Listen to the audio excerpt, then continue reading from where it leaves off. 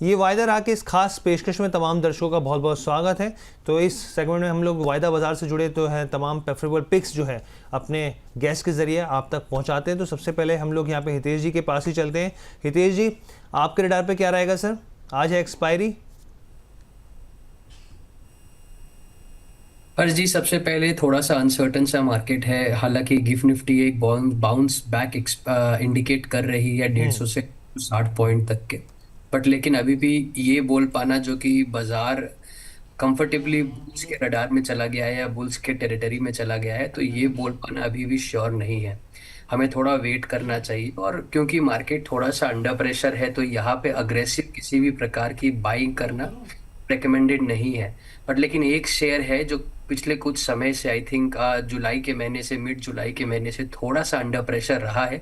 But लेकिन अब उस शेयर में एक अच्छे मूव के बाद, एक छोटा सा प्रॉफिट बुकिंग देखने के बाद, अब एक ट्रेंड रिवर्सल जो उसके मीडियम टर्म ट्रेंड या इंटरमीडिएट ट्रेंड पे ट्रेंड रिवर्सल होता हुआ दिख रहा है। तो वो स्टॉक है डिक्सॉन टेक्नोलॉजीज। अगर आप डिक्सॉन टेक्नोलॉजीज के डेली रेंको चार्ट्स को देखेंगे हर्ष जी, तो वहां पर हमें एक बुलिश जिगजैग ब्रेकआउट देखने मिल रहा है या फिर एक कंसोलिडेशन ब्रेकआउट देखने मिल रहा है।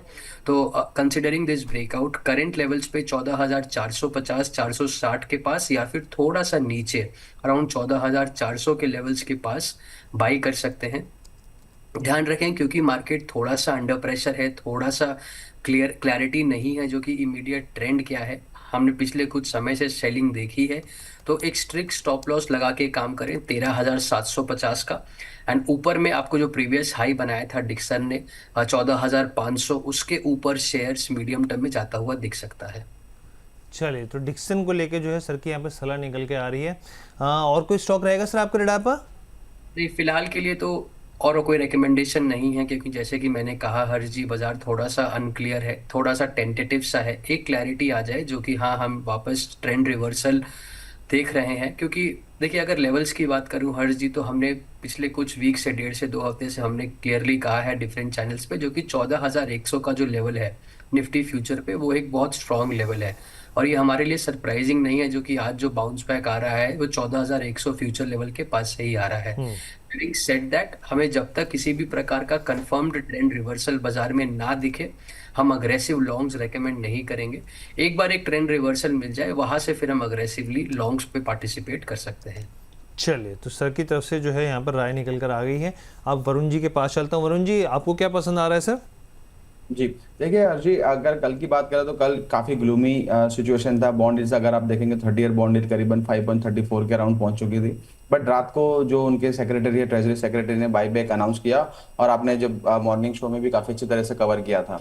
अब यहाँ पर देखिए एनबीएफसी स्टॉक्स और जो फाइनेंशियल रिलेटेड स्टॉक्स है वहां पर एक अच्छे मूव आ सकता है। कल के सेशन में भी आप देखा बॉन्ड यील्ड में काफी बड़ी गिरावट आई उनके कदम के बाद। पीएनबी हाउसिंग मेरे ध्यान में है।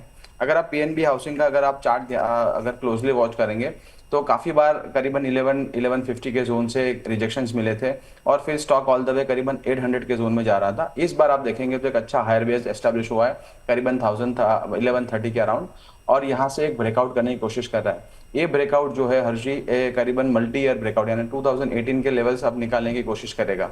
और जैसे ही 1200 का लेवल निकलता है, यहाँ पर स्टॉक में करीबन 1400 के जो ऑल टाइम हाई है वो जाने के लिए तैयार है। तो एक अच्छे मोमेंटम में, और कल के जैसे मार्केट के अंदर जब पूरा निफ्टी बैंक और सब जगह एक सेल ऑफ था, यहाँ पर स्टॉक ने करीबन 2.5% का अपसाइड दिखाया था। तो एक इनहेरेंट स्ट्रेंथ है, बायर्स यहाँ पर काफी एक्टिव, और एक ब्रेकआउट है। 1135 के स्टॉप लॉस के साथ यहाँ पर पीएनबी हाउसिंग फाइनेंस में हम बाय करेंगे। करीबन 1200 और 1225 के टारगेट शॉर्ट टर्म के लिए बन सकते हैं। अगर लॉन्गर टर्म पर्सपेक्टिव है तब भी आप होल्ड कर सकते हैं। करीबन यहाँ पर 1400 के टारगेट बन सकते हैं 3 to 6 वीक्स में। ठीक है, तो पीएनबी हाउसिंग को लेकर देखिए सर की तरफ से फ्यूचर की कॉल दी जा रही है यहाँ पे, और 1200 से लेके 1225 तक के टारगेट निकल के आ रहे हैं। स्टॉप लॉस 1135 का यहाँ पर निकल के आ रहा है। और कोई पिक रहेगी सर आपके रडार पर? जी, अगर ऑप्शंस जो काम कर रहे हैं हमारे जो ट्रेडर्स, अगर यहाँ पर 1180 की ऑप्शंस अगर बाय करनी है तो भी कर सकते हैं। बट सितंबर फ्यूचर की आप बाय करेंगे, करीबन 48 के अराउंड क्लोजिंग है। 35 का एक स्टॉप लॉस मेंटेन करेंगे। 74 और 90 दो टारगेट्स यहाँ पर बन सकते हैं। और अगर थोड़ी अच्छी मोमेंटम मिली तो करीबन 100 के आसपास भी ये ऑप्शन जा सकते हैं, क्योंकि आप देखेंगे तो नेक्स्ट एक्सपायरी का ऑप्शन है। दूसरा मेरा कॉल रहेगा सीजी पावर। सीजी पावर पर आप देखेंगे तो एक अर्निंग्स के बाद एक बड़ी गिरावट आई थी। और वहां से एक रिकवरी हमने मिली थी। अब 895 का जो जोन था वहां पर प्रीवियस जो सपोर्ट था वो रेजिस्टेंस का काम किया है, और कल के सेशन में गैप डाउन ओपन हुआ है। जो गैप डाउन का स्टॉप लॉस होगा करीबन 886.55, और यहाँ पर जो टारगेट्स करीबन बन रहे 848 और 835 के टारगेट बन सकते हैं। यहाँ पर मेरी सेल की सलाह है। तो आज मार्केट थोड़ा गैप अप दिखा रहा है, थोड़ा सा एक बार सेटल हो जाए उसके बाद यहाँ पर शॉर्ट इनिशिएट कर सकते हैं। स्टॉप लॉस और टारगेट्स मैंने रख दी है, काफी फेवरेबल सेटअप लग रहा है यहाँ पर। अगर आप शॉर्ट करना चाहें तो एक कॉन्ट्रा ट्रेड है, शॉर्ट भी कर सकते हैं। चलिए, तो शॉर्ट करने की एक सलाह यहाँ पर हो गई सर की तरफ से। यहाँ पे बाकायदा बाकी जो है पीएनबी हाउसिंग को लेकर फ्यूचर ऑप्शन के ऊपर भी सर की कॉल निकल के आई है। अच्छा, मैं हितेश जी आपके पास आना चाहूँगा। एक बार कोफोर्ज देखिए सर, कोफोर्ज आपको कैसा लग रहा है? पैटर्न्स क्या कह रहे हैं यहाँ पे? क्या आज के हिसाब से एक फिजिबल प्ले हो सकता है? और जी अगर हम कोफोर्ज के चार्ट देखें तो पिछले कुछ समय से हमने देखा है आईटी शेयर्स में नोटेबली एक प्रॉफिट बुकिंग की ट्रेंड हमें देखने मिली है। बट लेकिन कोफोर्ज अभी भी काफ़ी ज़्यादा स्ट्रांग है, किसी भी प्रकार का वीकनेस हमें स्टॉक में नहीं दिखा है। ये बहुत कॉमन एक्सपेक्टेड मूव्स होते हैं, जहाँ पर एक ब्रॉडर इंडेक्स में अगर करेक्शन दिखे तो उसके कॉन्स्टिट्यूएंट्स में भी आपको एक प्रॉफिट बुकिंग मुनाफा वसूली देखने मिल जाती है। बट लेकिन ओवरऑल जो कोफोर्ज है उसका सेटअप अच्छा है। बट लेकिन हाँ, करंट लेवल्स पे थोड़ा इंतजार करके बाय करें।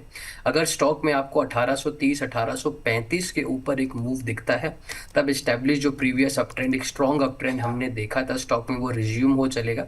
एंड देन वहां पर हो सकता है हमें शॉर्ट टर्म में एक अच्छा मोमेंटम देखने मिल सकता है। तो 1830 से 1835 के ऊपर ही कोफोर्ज को बाय करने की कोशिश करें। चलिए, तो सर की तरफ से यहाँ पर जो है वो राय कोफोर्ज को निकल के लेकर आ रही है यहाँ पे। फिलहाल के लिए अब हम लोग जो है इस सेगमेंट को यहीं पर ही समाप्त करते हैं।